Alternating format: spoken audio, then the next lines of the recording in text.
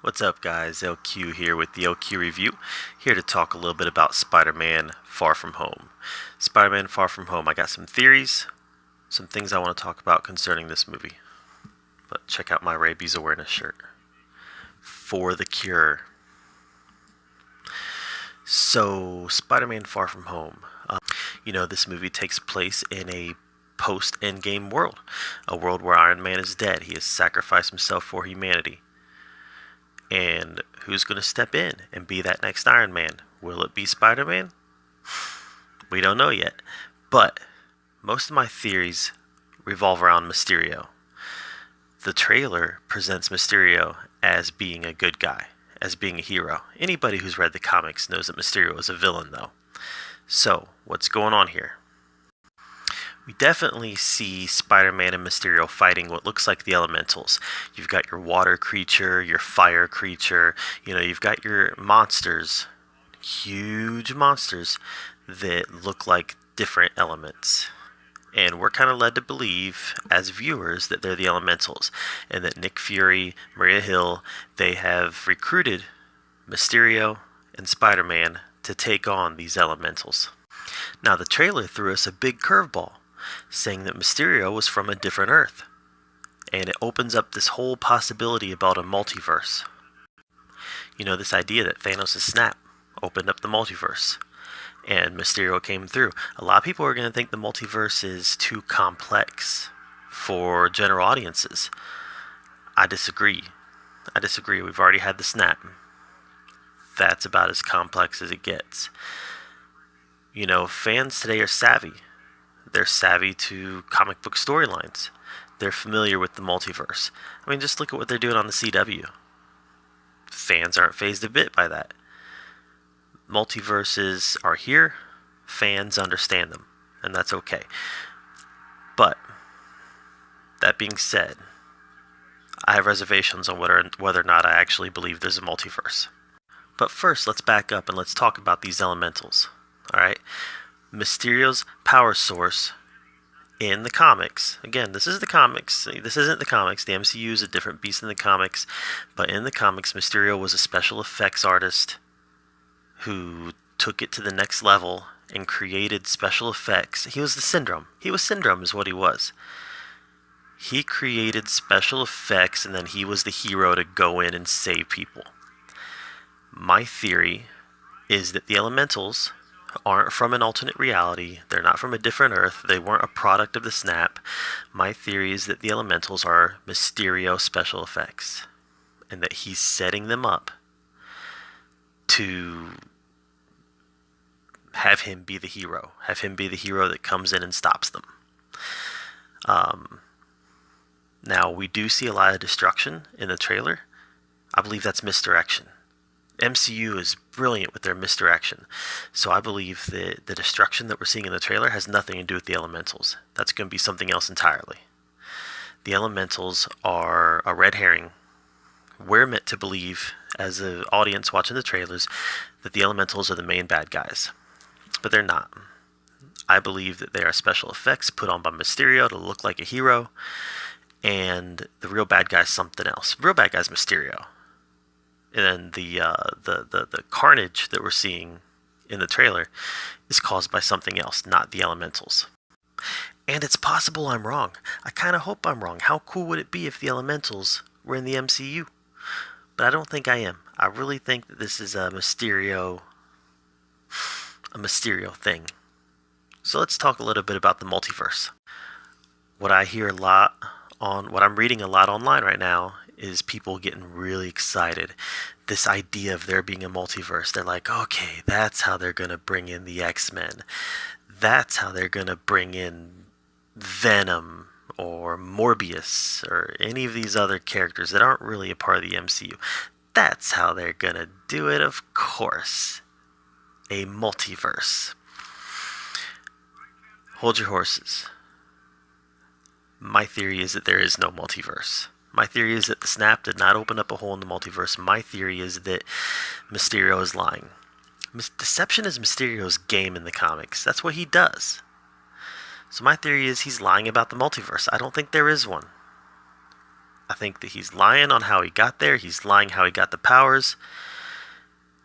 It's all a game to him. It's all a setup.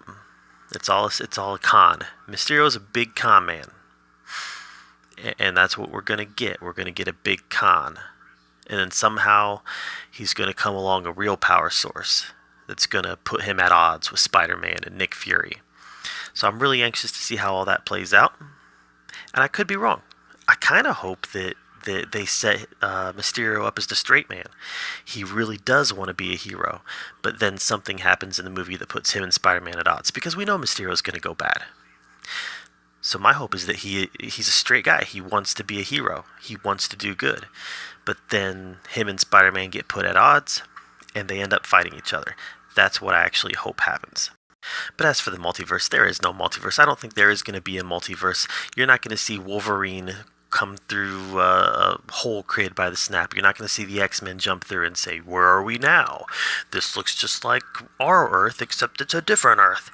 You're not going to see that happen.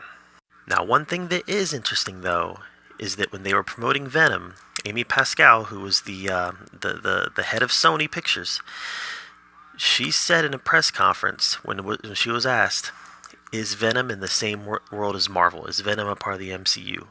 She did respond that Venom is not in the MCU. He's not in that universe, but he's part of that reality. So she said in regards to Venom, he's not in that universe. The Venom movie is not in that universe, but it's in the same reality. So Amy Pascal definitely implied multiverse with what she said. There's no doubt about it. Not in that universe, but in the same reality. So I feel like they got plans to deal with the multiverse eventually, and to bring to bring Venom into the MCU through a multiverse.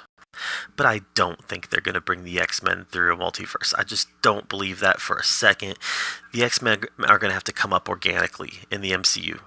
They're going to have to be a group that's been hiding for years, and there's been whispers of them, and they start showing their faces in the MCU. That's the way it's going to have to work. They can't come in through a multiverse. That would be ridiculous. I'm sorry, it would be ridiculous. Now let's talk about the snap for a second. Clearly, Spider-Man was dusted. We know that. Clearly, Ned was dusted. MJ was dusted. Flash was dusted. So it looks like all of Spider-Man's friends just happened to be dusted. Little convenient. But you kind of felt like that was what was going to happen in the first place. That him and his friends were all going to be dusted. I wonder where that puts the Vulture's daughter. I don't remember what her name was. I'm sure Vulture's still in prison. Maybe he's out now. We don't know. Maybe he's out. Over the last 5 years, maybe good behavior, and he's out. But the Vulture's still out there. And Adrian Toomes, he's still out there. And, I wonder if Spider-Man's love interest in the first movie, if she's still out there. She probably didn't get snapped. She probably aged 5 years and now would not be interested in Spider-Man at all. But clearly, all of Spider-Man's buddies did not. All of his buddies did dust, and when they came back the same age that they were before. And are we going to have a world here where Mary Jane Watson doesn't exist? I'm curious about that too. What about Gwen? Is Gwen going to exist in the MCU? These are all questions that we haven't got answered. I believe that Michelle, MJ, is obviously going to be a stand-in for Mary Jane. But are we going to eventually see a Mary Jane? Are we going to eventually see a Gwen? These are iconic characters in Spider-Man lore. I don't think we're going to see them. I really don't. I think they're going in a different direction here. They want to separate themselves from the first 3 movies and then the Amazing Spider-Man movies. So I feel like they're wanting to separate that. They're not going to want to do Gwen. They're not going to do Mary Jane. So they're doing Michelle, MJ. And that's fine. But it does look like she's going to learn Spider-Man's secret identity, which is funny. There's no secret identities in the MCU. Comic book superheroes are well known for their secret identities, and there just aren't any secret identities in the MCU. So I kind of dig it. I kind of like it. Will Spider-Man become the next Iron Man? Hard to say. I think that I remember maybe it was Kevin Feige said that after Endgame, Spider-Man would kind of become the central character of the MCU, much like Iron Man has been in the first part. So I could see him being the next Iron Man, being the not Iron Man in suit, but Iron Man in spirit, being that new spirit, being that new central figure in the MCU. Um, I don't know that he's old enough, capable enough to lead the Avengers. I'm kind of thinking Black Panther, Doctor Strange. Clearly, he's not old enough, or have enough experience, or have enough maturity to lead the Avengers. But will he be the next Iron Man? I'm thinking that that's the way it's looking. They're building him up to be spiritually that Iron Man successor.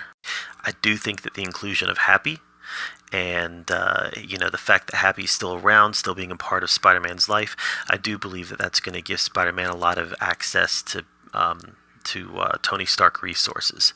I think we're going to continue to see that relationship evolve, even though Tony's dead. We're going to continue to see that relationship evolve to where Spider-Man is going to have access to those resources, not just the money, but the tech. So I look for that to continue through Happy, especially if Happy and Aunt May start developing a relationship, which I think is totally in the cards. So anyways, those are some of my thoughts about Spider-Man Far From Home that I've been thinking about since the trailer came out. I feel like this is going to be a very entertaining movie. I feel like in a lot of ways this is going to be a we know that it's a successor to Endgame. It's going to pick up a lot of the Endgame threads, but I feel like it's going to kind of be a nice little epilogue to Endgame. It's going to finally finish out the Infinity Saga. And I believe Kevin Feige said that Spider-Man Far From Home is actually the end of the Infinity Saga. Endgame isn't, Spider-Man is. So Spider-Man's gonna be the movie to kind of wrap up all those loose storylines that we had coming out of Endgame. But I'm LQ. This is the LQ Review. Thank you so much for being here, where we get to talk about all the nerdy, all the geeky stuff that we love to talk about, including Spider-Man and including theorizing and speculating about movies that haven't come out yet, because that's part of the fun of movies, is the discussion. So again, thank you so much, and until next time, we'll see you later.